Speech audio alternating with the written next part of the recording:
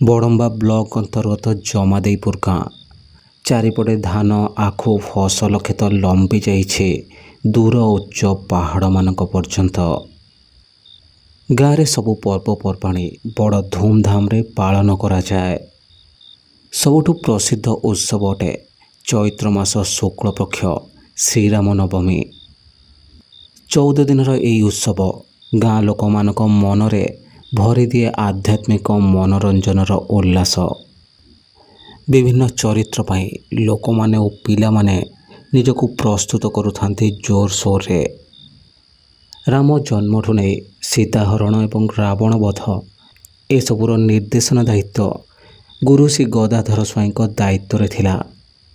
ସମସ୍ତ ଚରିତ୍ର ପାଇଁ ଆବଶ୍ୟକୀୟ କଥୋପକଥନ ତାଙ୍କର ହିଁ ପାଖରେ ଥିଲା।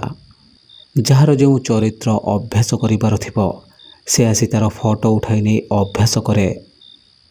ଗଦାଧର ବାବୁ ବୃଦ୍ଧ ବୟସର ଲୋକ ହେଲେ ମଧ୍ୟ ରାତିସାରା ଅନିଦ୍ରା ରହି ରାମାୟଣ ଗାୟନ କରନ୍ତି। ତାଙ୍କ ପାଇଁ ଏହା ଥିଲା ରାମରସ। ଯେତେ ଗାଇଲେ ଶୁଣିଲେ ମଧ୍ୟ ମନ ଅତୃପ୍ତ ରହିଥାଏ।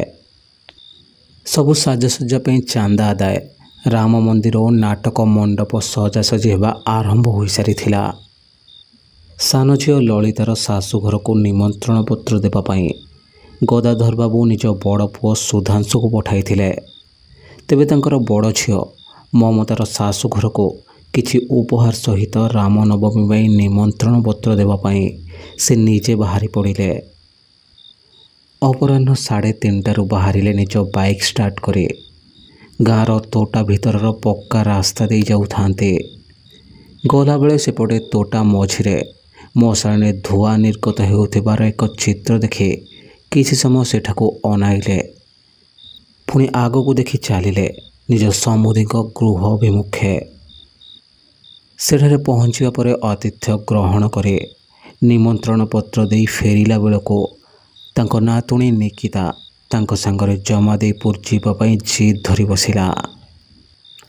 ଅଲିଅଳି ନାତୁଣୀର ଜିଦ୍ ଆଗରେ ହାର ମାନି ତାକୁ ସାଙ୍ଗରେ ନେଇଯିବାକୁ ବାହାରିଲେ ଗଦାଧର ବାବୁ।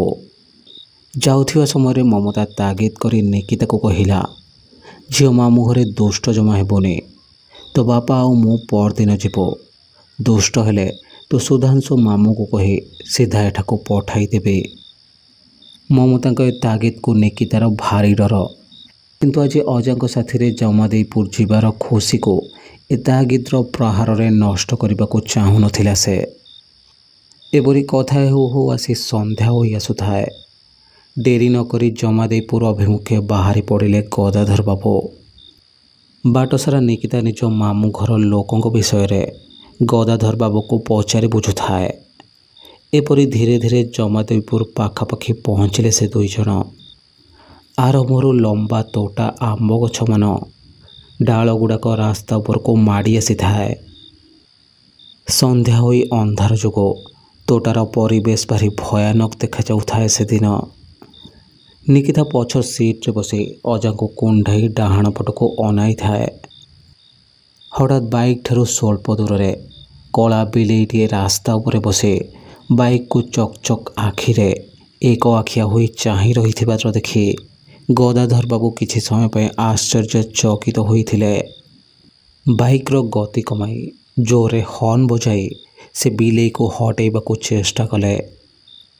ଏକା ଥିଲେ କିଛି କଥା ନାହିଁ, ସାଙ୍ଗରେ ଛୋଟ ପିଲାଟା ଅଛି, ତେଣୁ ତା'ର ସୁରକ୍ଷା ଚିନ୍ତା ଘାରୁଥିଲା ଗଦାଧରକୁ। ଆହୁରି ଆଗକୁ ଯାଇ ଟିକେ ଏକ୍ସିଲେଟର ଜୋରରେ ମୋଡ଼ି ଦେଇ ଘୋର ଧ୍ୱନି କଲେ ଗଦାଧର ବାବୁ। ବିଲେଇଟା ଏବେ ଟିକେ ଡରି ଯାଇ ଧାଇଁ ପଳାଇଲା ବୁଦାମାନଙ୍କ ଭିତରକୁ।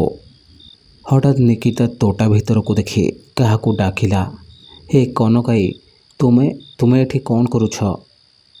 ଆସ ଆମ ସାଙ୍ଗରେ ଘରକୁ ଯିବ। ଗଦାଧର ବାବୁ ଚମକି ପଡ଼ି ତାକୁ ପଚାରିଲେ, ମା କାହାକୁ ଡାକୁଛୁ ସେଆଡ଼େ? ସେ କହିଲା, କନକାଇ। କାହିଁ, କେଉଁଠି? ନିକିତା କହିଲା, ହେଇ ପରା କନକାଇ ସେ ଦୂର ପାଉଁଶ ପାଖରେ ବସିଛି ଆମ ଆଡ଼କୁ ଅନାଇକି। ନିକିତାର ନଜର ଦିଗରେ ଅନାଇ ସେ ଦେଖିବାକୁ ପାଇଲେ ସତସତିକା ଜୀବନ୍ତ କନକ ବୁଢ଼ୀକୁ। ତାଙ୍କ ଅଷ୍ଟାଙ୍ଗ ଶରୀର ଭୟରେ ଶିହରି ହୋଇ ଉଠିଲା ସେ ଦୃଶ୍ୟ ଦେଖି। କନକ ସାହୁ ଥିଲେ ଜମାଦେଇପୁର ଗାଁର ଜଣେ ବୃଦ୍ଧ ଲୋକ।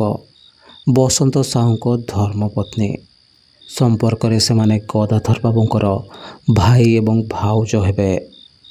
ଏଇ 2 ଦିନ ହେଲା ହିଁ କନକ ସାହୁର ମୃତ୍ୟୁ ହୋଇଥିଲା ହୃଦଘାତରେ।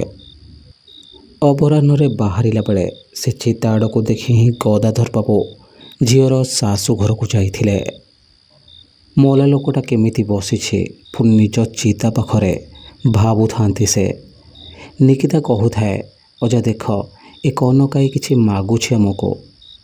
ଚିନ୍ତିତ ହୋଇ ଗଦାଧର ବାବୁ, ଏ ବୁଢ଼ୀ ପୁଣି ମୋ ପିଲାଟାକୁ ହିଁ ଆଖିଆ କରିବାର ଥିଲା। ଜାଣି ଆଉ ଡେରି ନ କରି ବାଇକ୍ ଚଲାଇଲେ ତୀବ୍ର ଗତିରେ। 1.5 ମିନିଟରେ ପହଞ୍ଚିଗଲେ ଘରେ। ସବୁ କଥା ଗୋଟି ଗୋଟି କରି କହିଲେ ଘର ଲୋକଙ୍କ ଆଗରେ। ଗଦାଧର ବାବୁଙ୍କ ପତ୍ନୀ ମନୋରମା ଦେବୀ ଏକଥା ଶୁଣି ନିକିତାକୁ ନେଇ ଠାକୁର ଘରେ ହନୁମାନ ଚାଳିଶା ପାଠ କରାଇଲେ। ଚହଳ ପଡ଼ିଗଲା ଗାଁରେ ଯେ କନକ ବୁଢ଼ୀ ଡରାଉଛି ଲୋକଙ୍କୁ। ରାତ୍ରି ଭୋଜନ ସାରି ଗଦାଧର ବାବୁ ସେ ବିଷୟରେ ଭାବୁଥାନ୍ତେ ଯେ ମୋ ନାତୁଣୀକୁ ଏ ସନ୍ଧ୍ୟା ସମୟରେ ଆଣିବାର ନଥିଲା। ସମୁଦୁଣୀଙ୍କ ସହ କଥା ହୋଇ ସମୟର ଜ୍ଞାନ ରହିଲାନି। ମୁଁ ହିଁ ଡେରି ନ କରି ଶୀଘ୍ର ଫେରି ଆସିବାର ଥିଲା। ତାଙ୍କୁ ଏପରି ଚିନ୍ତା କରିବାର ଦେଖି ମନୋରମା ଦେବୀ କହିଲେ, ଆଉ ଚିନ୍ତା କରନି, ପିଲାଟା ତ ଖାଇକି ଶୋଇଲାଣି। ତାକୁ ଠାକୁର ଘରୁ ହନୁମାନ ସିନ୍ଦୁର ଲଗାଇ ଦେଇଛି, କିଛି ହେବନି। ସବୁ ଠାକୁରଙ୍କ ଉପରେ ଛାଡ଼ି ଦିଅ। ଏବେ ଗଦାଧର ବାବୁ ପିଲାଙ୍କ ରୁମ୍କୁ ଯାଇ ଥରେ ନିକିତାକୁ ଦେଖି ଆସିଲେ। ନିକିତା ନିଜ ମାଇଁମାନଙ୍କ ଗହଣରେ ଶାନ୍ତିରେ ଶୋଇଥାଏ। ଗଦାଧର ବାବୁ ନିଜ ରୁମ୍କୁ ଫେରି ଆସି ଶୋଇପଡ଼ିଲେ। ରାତି ଅଧରେ ତାଙ୍କୁ ସ୍ୱପ୍ନ ଆସିଲା। ପୁନଃ ସେଇ ଦୃଶ୍ୟ। କନକ ବୁଢ଼ୀ ସ୍ୱର ଶୁଣାଗଲା ତାଙ୍କୁ, ଆଣିଦିଅ ପୁଅ, ଆଣିଦିଅ, ନହେଲେ ସେ ମୋତେ କିଳିଦେବ। ବାଇକ୍ ଉପରେ ଥାଇ ନିକିତାକୁ ନିଜ ହାତରେ ଧରି ପଚାରିଲେ ଗଦାଧର ବାବୁ, ଭାଉଜ କ'ଣ ଆଣିବାକୁ କହୁଛ? କିଏ କିଳିଦେବ? ତୁମେ ମୋ ପିଲାଠାରୁ ଦୂରେଇ ରୁହ। କୁହ କ'ଣ ଆଣିଦେବି? କନକ ବୁଢ଼ୀ ଉତ୍ତର ଦେଲା, ମୋ ଅସ୍ଥି କିଏ ନେଇଯାଇଛି। ମୋତେ ବାନ୍ଧିକି ନିଜ ପାଖରେ ରଖିଦେବ ସେ। ମୋତେ ଗୁଣି କରି ନେଇଯିବ। ମୋତେ ପିଶାଚ ବନାଇଦେବ। ମୋତେ ଛାଡ଼ିବନି ସେ। ଗଦାଧର ବାବୁ ପଚାରିଲେ, ତୁମ ଅସ୍ଥି କିଏ ନେଇଗଲା? କୁହ କିଏ ସେ? କନକ ବୁଢ଼ୀ କହିଲା, ସେ ତ ନେଇଗଲାଣି, ଆଉ କିଛି ହେବନି। ନାଇଁ, ତୁମେ ଘରକୁ ଯାଅ। ହଠାତ୍ ନିଦ ଭାଙ୍ଗିଗଲା ଗଦାଧର ବାବୁଙ୍କର। ଦେହ ସାରା ଗମ୍ ଗମ୍ ଝାଳ।